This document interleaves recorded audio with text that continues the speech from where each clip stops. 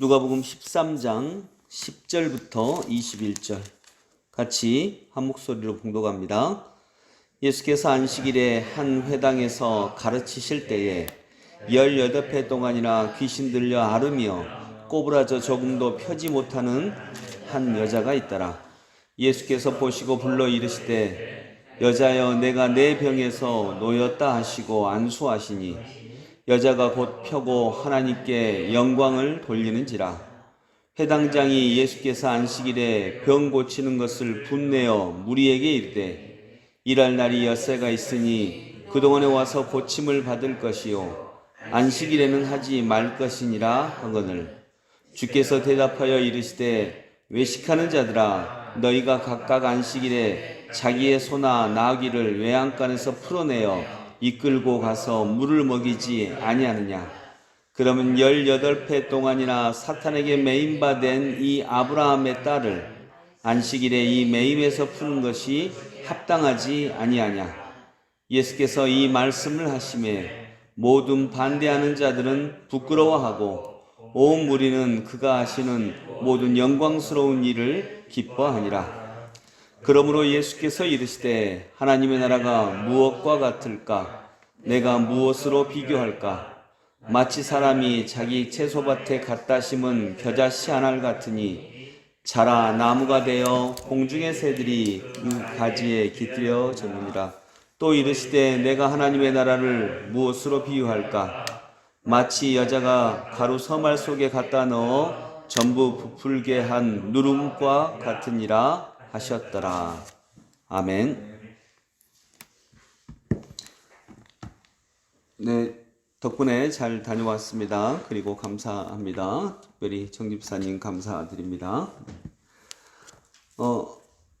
여러분 하나님의 나라를 무엇과 비교할 수 있을까? 구약에서는 모세, 그리고 신약에서는 예수님. 여러분 모세 때에 이스라엘 백성들이 부르짖죠. 뭐라고 부르짖나요? 모세가 태어날 때 이스라엘 백성들이 이집트에서 노예 생활하고 있었습니다. 뭐라고 부르짖나요? 구해달라고. 우리를 이 노예 생활에서 건져달라고.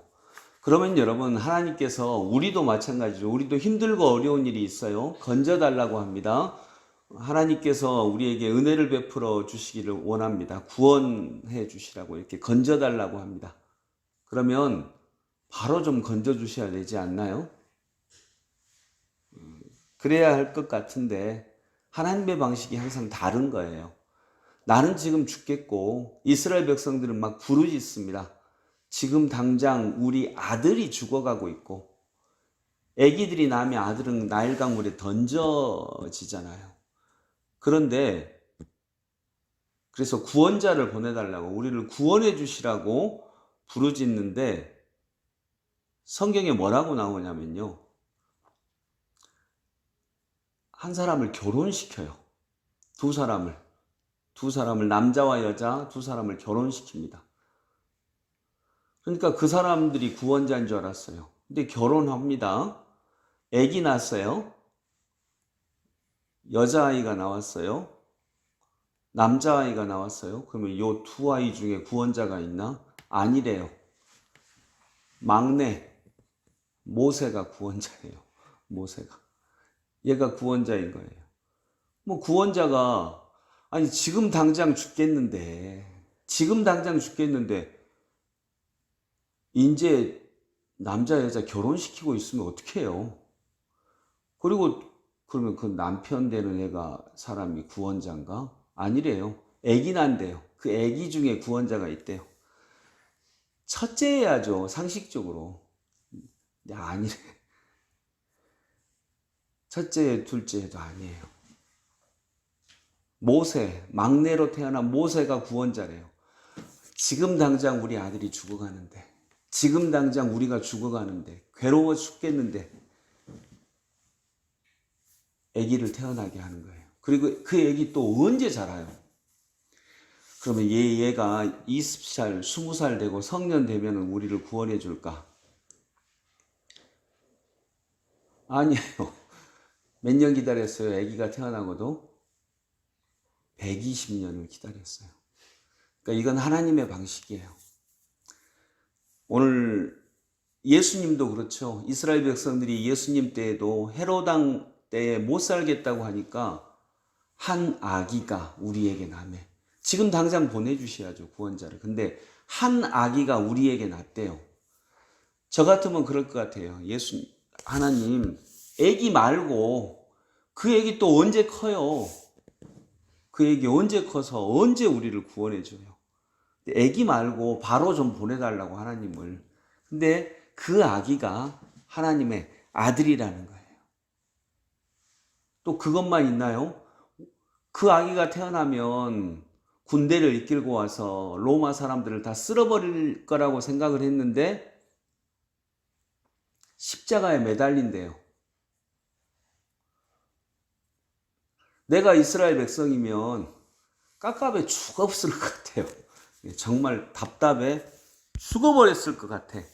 근데 여러분, 이것이 하나님의 방식이에요. 왜냐하면 하나님은 잘하게 하시는 분이에요. 하나님의 나라를 무엇과 비교할까? 오늘 본문에 나오죠.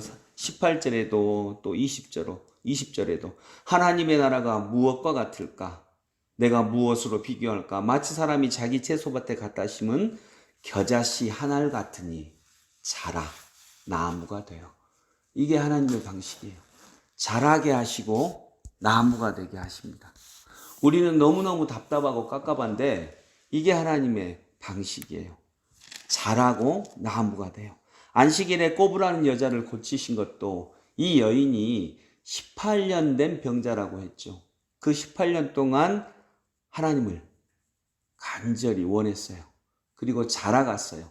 그의 주변도 자라가고 그녀 자신도 자라갔죠. 그리고 하나님의 때를 만나서 이제 치유받게 되는 것입니다. 정말 거기에 하나님의 나라가 이루어지는 것입니다. 예수님이 말씀하신 하나님의 나라의 큰 특징, 자라갑니다. 그리고 커집니다. 그래서 예수님은 하나님의 나라를 반드시 거의 대부분 씨앗과 비교하십니다. 씨앗은 심겨지고 자랍니다. 그 특징이 있고요. 두 번째로 씨앗은 어떤가요? 땅에 묻힙니다. 즉 죽습니다. 희생과 헌신이 있다는 것입니다. 그것이 아니면 하나님의 나라는 이 땅에 이루어지지 못하는 것입니다. 여러분 10절에 한번 10절만 같이 읽어볼까요? 10절 시작. 예수께서 안식일에 한 회당에서 가르치실 때에 이스라엘의 종교가 종교 역사에서 굉장히 큰 역할을 한 건 뭐냐면 그 이전의 종교는요 숭배했습니다. 내가 하나님께 제물을 갖다 바치면 그 하나님이 아니라 내가 누군가에게 어떤 신에게 제물을 갖다 바치면 그 제물을 신이 받고 이 제물을 얼마나 많이 줬냐 얼마나 비싼 거 줬냐에 따라서 바로 그냥 신이 정권적으로 뭔가를 주는 거예요. 이게 고대 종교였어요. 숭배했죠. 그런데 이스라엘의 종교, 모세 때로부터 해서 이스라엘의 종교는 모세가 10계명을 가져오잖아요. 이건 뭐냐면 교육 종교로 바뀐 거예요. 어떻게 살아야 하는지, 화가 날 때 어떻게 해결을 해야 되는 건지, 마음의 갈등과 아픔이 있을 때 삶은 어떻게 살아야 되는 것인지 이런 교육 종교가 들어온 것입니다. 여러분 숭배 종교에서 교육 종교로 들어왔다라고 하는 건 엄청난 것입니다. 인류 역사에. 교육 종교가 들어왔어요. 그리고 예수님 때로부터 교육으로도 안 되겠다. 이스라엘 백성들이 실패했잖아요. 교육으로도 안 되겠다. 그래서 영성의 종교가 들어온 것입니다. 영성은 바로 오늘 말씀하신 것하고 비슷해요. 지금 죽겠는데 자라게 하세요. 하나님 나라는 씨앗과 같다는 거예요. 그래서 역설이 있어요. 버렸는데 더 많이 얻어요. 죽었는데 오히려 더 풍성하게 살아나는 거예요. 인생에는 이런 역설이 있거든요. 인생에는 이런 신비가 있어요. 이 역설을 신비라고 하는데 이런 신비가 있어요. 그 신비를 알아차리는 게 영성이고요. 그래서 영성이 없으면 하나님의 나라를 씨앗과 비교할 수 없어요. 영성이 없으면 내가 씨앗이 되어 숨겨질 수 없어요. 심겨질 수 없어요. 심겨지는 존재가 없으면 하나님의 나라는 오지 않는다는 거예요. 이것이 인생의 법칙이며 하나님 나라의 법칙이에요. 그래서 말씀을 정리하면서 여러분, 하나님의 나라는 무엇과 같다고요? 씨앗과 같아요. 첫 번째 의미는 자라간다는 것이고요. 근데 하나님의 나라는 자라갑니다. 내가 어느 날 간절히 기도하면 어느 날 내 문제가 확 풀려지는 게 아니에요. 우리는 자라가면서, 주와 함께 자라가면서 하나님의 나라를 이루어가는데, 그 자라가는 동안 수없이 많은 난관들이 오거든요. 그때 우리는 기도하는 거죠. 주님, 내가 이런 난관 중에서도 잘 자라가게 하옵소서. 근데 그러면 내가 뽑히운 거잖아. 예수님은 아무 역할이 없는 거잖아.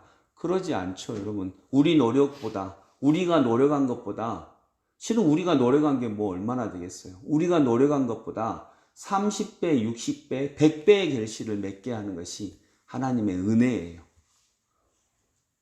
그리고 두 번째로는 죽을 수 있는 거죠. 땅에 묻히는 거예요. 그래서 하나님의 나라는 씨앗과 같습니다. 여러분, 이것은 우리에게 오늘도 말씀하십니다. 절망하지 말라고요. 순식간에 꽃피잖아요. 봄이 되면 온 천지가 순식간에 꽃피잖아요. 그렇게 어느 날 하나님은 우리에게 자라가게 하시다가 어느 날 30배, 60배, 100배의 결실로 맺히게 해 주실 것입니다. 그러니 절망하지 마시고 그런 은혜를 꼭 믿으실 수 있기를 소망합니다. 기도하겠습니다. 고맙고 감사하신 주님, 하나님의 나라를 씨앗과 같다 말씀하시고 자라가게 하는 것과 비교해 주시니 감사합니다.